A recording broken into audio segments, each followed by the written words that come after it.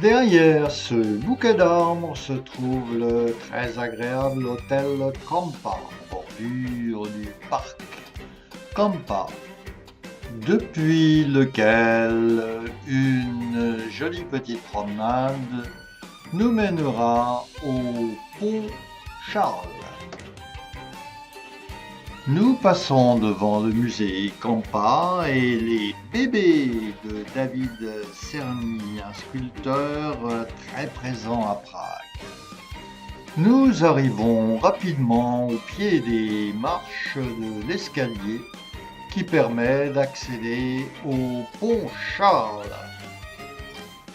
Le pont Charles est envahi par les touristes, des hordes de touristes à toute heure du jour et du soir.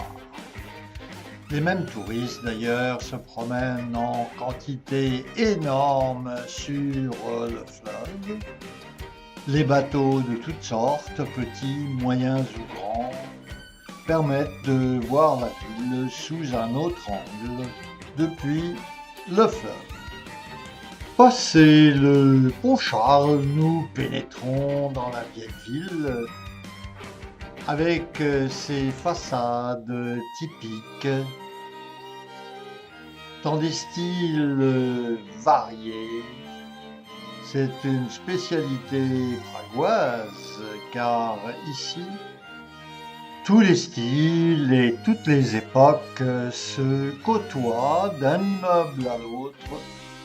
Nous trouvons des aspects, des décors et des périodes tout à fait différents. Le Clémentinum est un ancien collège jésuite transformé en bibliothèque d'État contenant plus de 3 millions de livres. La richesse ici n'est pas extérieure mais intérieure à cet ensemble. La bibliothèque, dont aussi quelques images, n'est malheureusement pas accessible.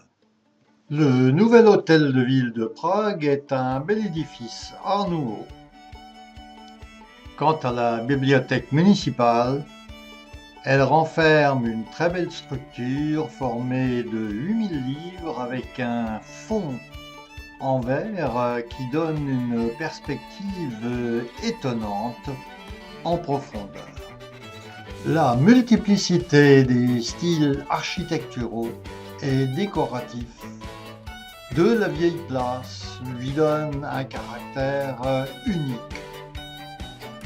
Toutes les époques ici cohabitent et le public ne s'y trompe pas. La foule est présente et la place est toujours très animée.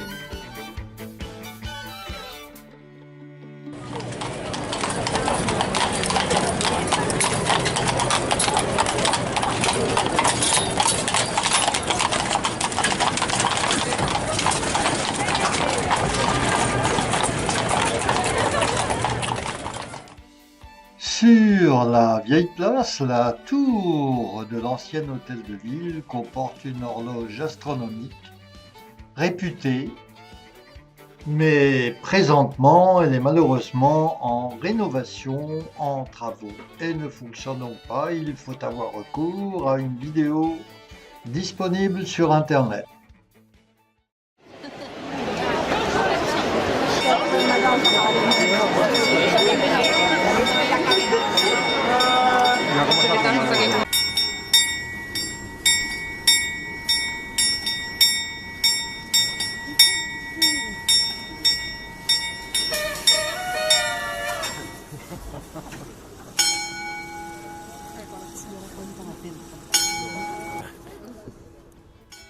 Et cette première journée se termine par une visite panoramique depuis le haut de cette tour, accessible grâce à un ascenseur, ce qui est bien agréable quand on se promène pendant de longues heures.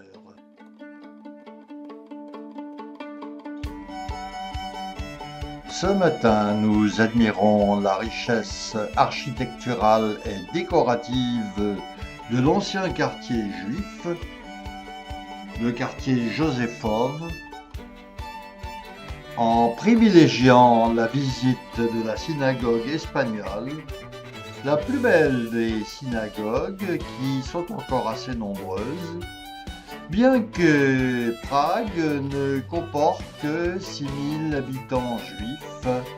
Les guerres ont fait que cette population a été malheureusement fortement décimée.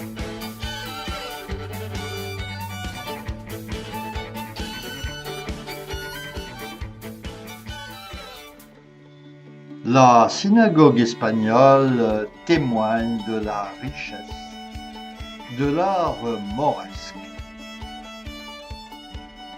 Les deux niveaux sont ouverts au public et pour une fois, il est possible de photographier et de filmer.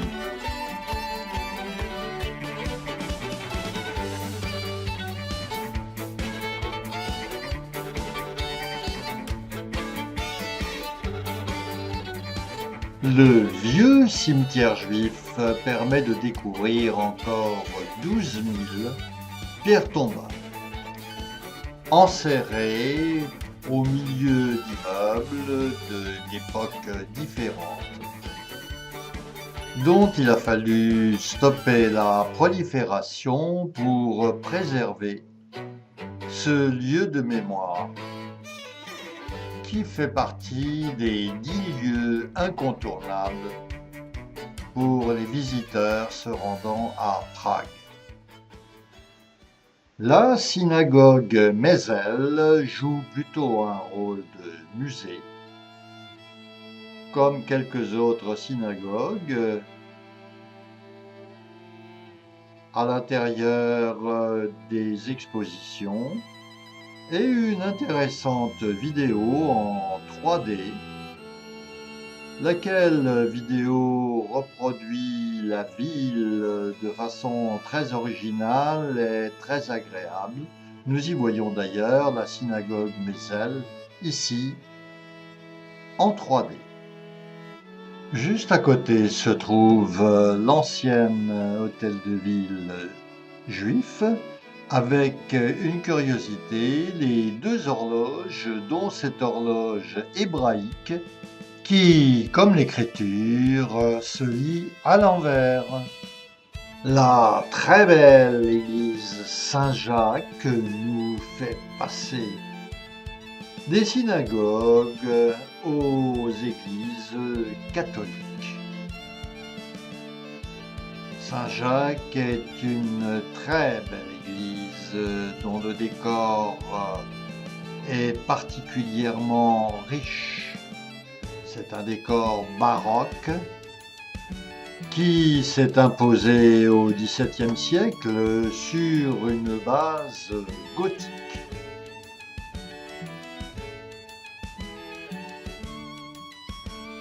Une très belle balade s'annonce entre l'église Saint-Jacques et le couvent Sainte-Agnès. Et tout au long de ce parcours, nous pourrons admirer des façades d'immeubles très joliment décorés dans des styles très variés, mais où très souvent l'art nouveau est présent.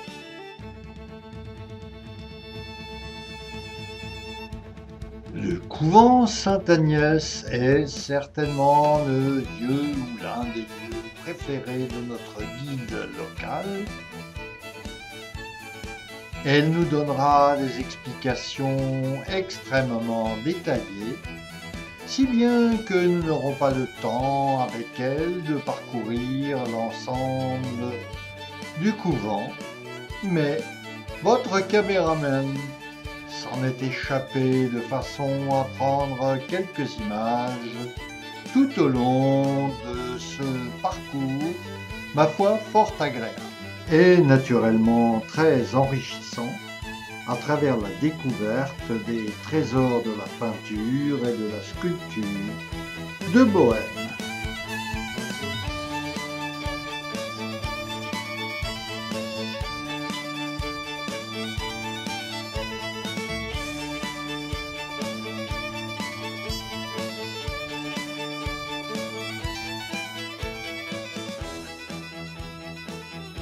Et après 6 ou 7 heures de marche et de piétinement, on a bien le droit de s'offrir un petit coup de transport en commun.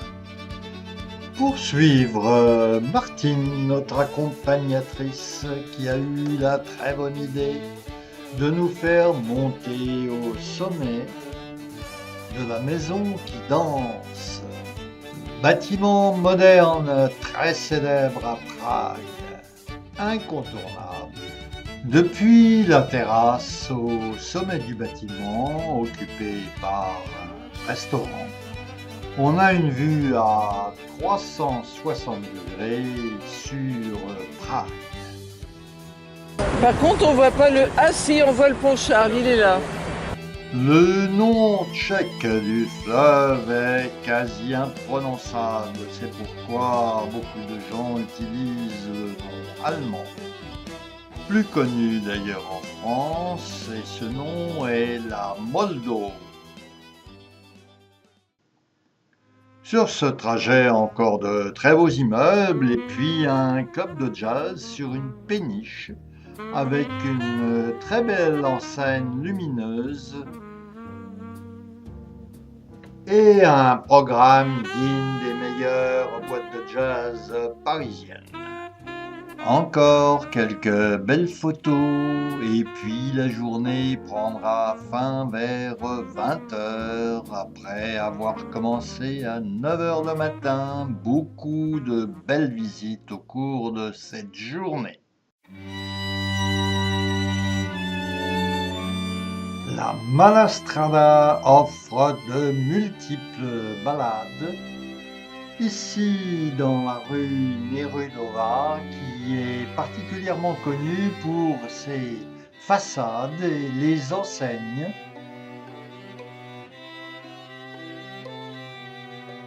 C'est une rue très fréquentée par les touristes, qui incite autant à la flânerie qu'au shopping. Quelques beaux palais également, dont le palais Wallenstein. Mais c'est la splendide église Saint-Nicolas qui attire le plus grand nombre de touristes dans le secteur de la Malastrana. Les décors sont somptueux et ils remontent tous au XVIIe siècle.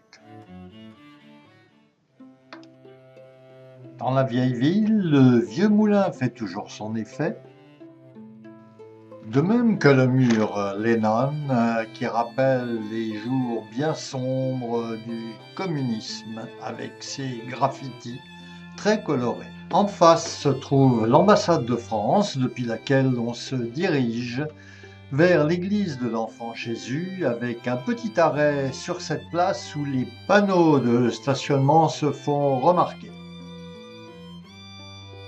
L'intérieur de cette petite église de l'Enfant Jésus se montre sous un jour plutôt baroque et présente également une jolie petite collection de costumes, un musée du costume de l'Enfant Jésus. Nous n'avons pas été convaincus par le modernisme de ce nouveau théâtre. Nous sommes dans le quartier de la ville nouvelle, mais en fait, ce sont surtout d'anciens bâtiments joliment décorés qui font ici la beauté du quartier. Mais parfois la modernité s'invite avec bonheur, comme dans la Maison des Herbes. Il s'agit de plusieurs bâtiments très bien imbriqués les uns dans les autres, habillés de verre, de métal pour faire des herbes folles et de véritables herbes qui viennent s'ajouter sur les façades. À l'intérieur, on trouve une certaine intimité, toujours dans le même esprit de feuillage et de grandes herbes folles, comme sur des façades, qui d'ailleurs reflètent leur vis-à-vis dans les grandes baies vitrées. Extra sont les fontaines à eau affleurante à travers lesquelles on peut voir tout ce qui se passe dans les sous-sols. Et voici un chef-d'œuvre du XXIe siècle, la statue de Franz Kafka, qui a été réalisée par David Cerny en 2014. Cette statue est composée de 42 strates en acier inoxydable. Elle mesure près de 11 mètres de haut et pèse 39 tonnes en perpétuel mouvement. Hallucinant. En plein centre-ville, comme dans tous les autres quartiers, les époques, les styles se mélangent, se côtoient avec un certain bonheur. C'est un vrai livre d'images illustrant parfaitement l'histoire, l'architecture et l'art de ces 5 derniers siècles. Notre-Dame-des-Neiges fait partie du patrimoine de Prague, dite la ville aux 1000 clochers. Les vitraux sont présents bien au-delà des édifices religieux. On en rencontre dans tous les quartiers, mais plus particulièrement dans ceux qui ont profité de tous les éléments picturaux liés à l'Art Nouveau ou proches de l'Art Nouveau. De très beaux vitraux sont également présents au Lucerna Palace, où nous remarquons aussi le cheval à l'envers, une œuvre de David Cerny. Dans ce quartier où il fait bon faire du lèche-vitrine qui mène au musée national, toujours une multitude de façades richement décorées avec encore la même variété de styles, de décors et la présence d'éléments liés à l'Art Nouveau qui participent à l'ambiance festive de Prague. C'est le tramway qui est conseillé pour se rendre dans le quartier du château, assez haut perché. Comme nous le constaterons au cours de la visite, les fils du tramway et les panneaux sont la hantise des photographes. Le monastère de Strahov ne mérite aucune publicité. Les guides et les groupes sont confinés dans une sorte de couloir. Les expositions sont très limitées. Il n'est pas possible de filmer sauf à payer. Les belles salles de bibliothèque ne sont accessibles que par des visiteurs très privilégiés.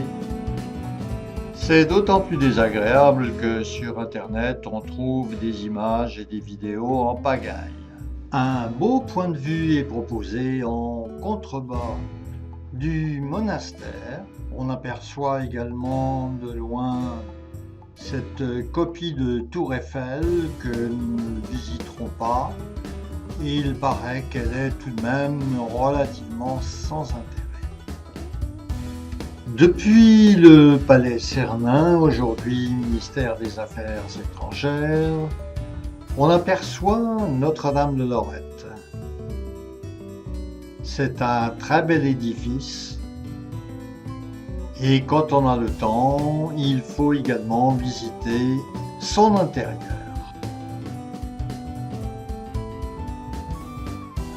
Face au château, nous trouvons la place principale.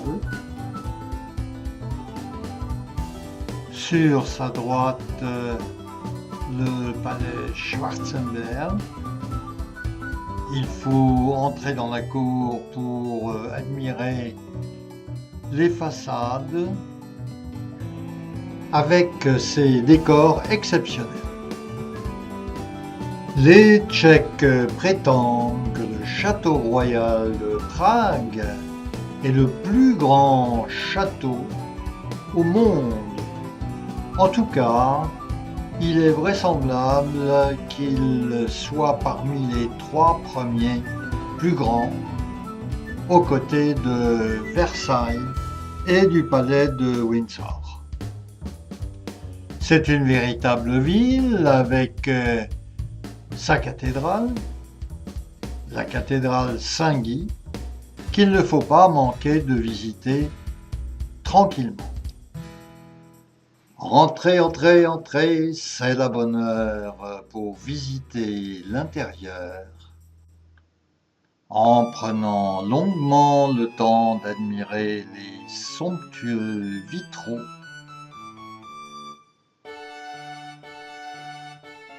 de facture plutôt moderne, avec l'apport de coloris qui font défaut parfois des vitraux anciens. Le plus apprécié des Pragois est celui-ci, il est de Mucha et il date de 1931. Les vitraux datent essentiellement du XXe siècle car les vitraux anciens ont tous été détruits pendant les guerres.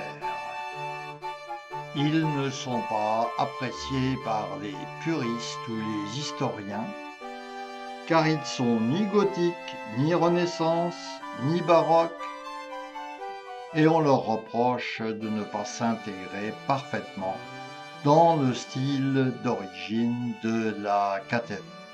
Ils vont jusqu'à reprocher la luminosité et les couleurs éclatantes que l'on ne retrouve pas sur les vitraux anciens car on ne savait pas, avec les fours à bois, émailler correctement de belles couleurs et de plus les vitraux anciens ont souffert car il y a des grisailles qui se sont estompées et la pollution ne les a pas arrangés au fil des siècles. Par contre, toutes les autres richesses sont restées intactes ou ont été parfaitement restaurées. La cathédrale Saint-Guy fait face au palais présidentiel que voici. Nous revoyons maintenant plus en détail les extérieurs de la cathédrale.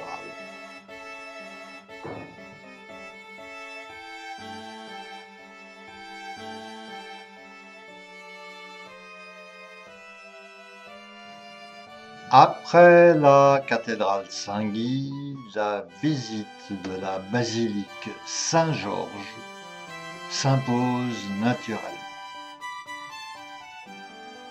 Nous admirons autant la prouesse architecturale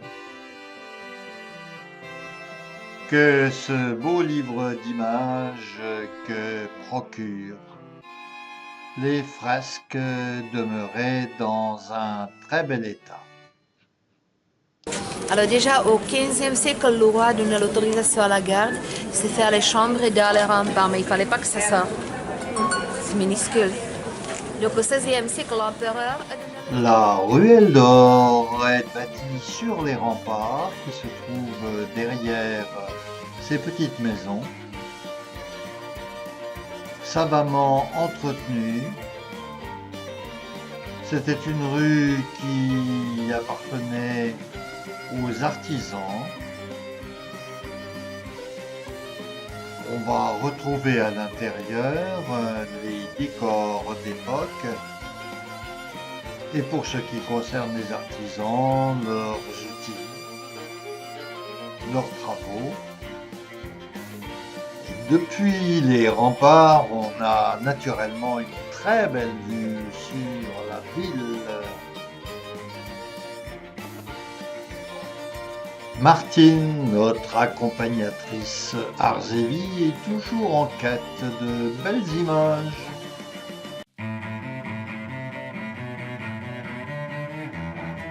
Journée sur les chapeaux de roue de tramway pour belle journée centrée Art Nouveau.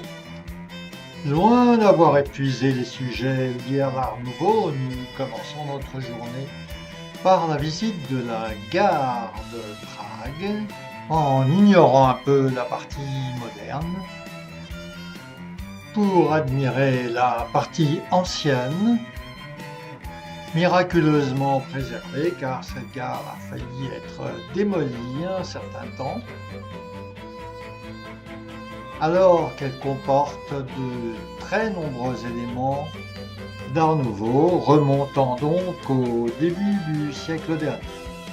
Sur le parcours Art Nouveau, nous croisons un autre chef-d'œuvre qui est la synagogue jubilaire, souvent appelée synagogue espagnole. La maison poudrière communique directement avec la maison municipale. Sous ce nom banal se cachent des trésors d'Art Nouveau.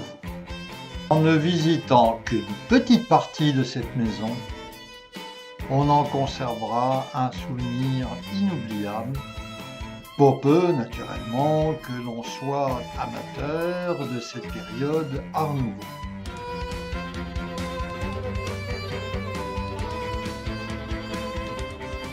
Et aujourd'hui, c'est jour de chance, un orchestre symphonique répète.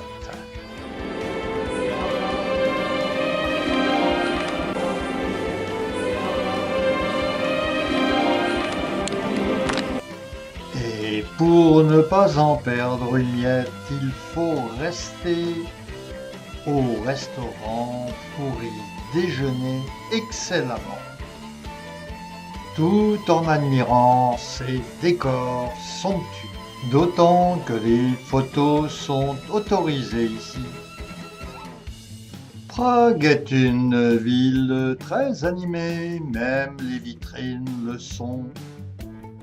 Quant à la place de la vieille ville, elle est en perpétuelle animation, pour la plus grande joie des touristes, lesquels touristes permettent à l'Opéra de Prague de faire salle comble tous les soirs.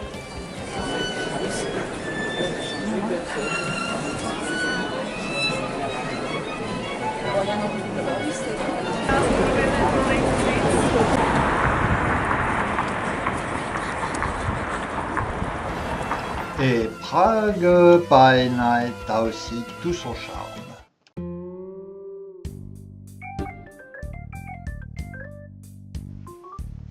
On ne quitte pas Prague sans aller passer un long moment sur le pont Charles. Et pour terminer un séjour fort agréable, il ne faut pas rater une belle balade en bateau, une croisière à partir du pont Charles, pour découvrir la ville sous un autre angle et un autre rythme qui nous fait rêver. Ces installations sont des brise-glaces car le fleuve est souvent gelé l'hiver ou charrie des glaces qui fragilisent les piles d'un pont lorsque ces piles ne sont pas protégées. Picasso s'affiche dans le petit musée Campa devant lequel nous passons quotidiennement à pied. Pour remonter le fleuve au-delà, il faut utiliser l'écluse qui se situe à la hauteur de l'opéra, ici au fond. Pour ces croisières, ce sont les petits bateaux en bois qui sont recommandés car ceux-ci peuvent pénétrer dans les canaux latéraux qui jouent à la petite Venise et qui, par exemple, peuvent se rendre au Vieux Moulin. Les Pragois, d'ailleurs, préfèrent les petits bateaux car ils trouvent que les gros polluent de plus en plus. Ce que nous avons constaté. Une fois de plus, nous apercevons l'aiguille du métronome qui fonctionne comme un vrai métronome, qui symbolise le mouvement du temps qui passe et qui se situe à l'emplacement où autrefois on trouvait l'énorme colossal monument en hommage à Staline qui a été démoli dans les années 60. Un dernier pont Charles pour la route.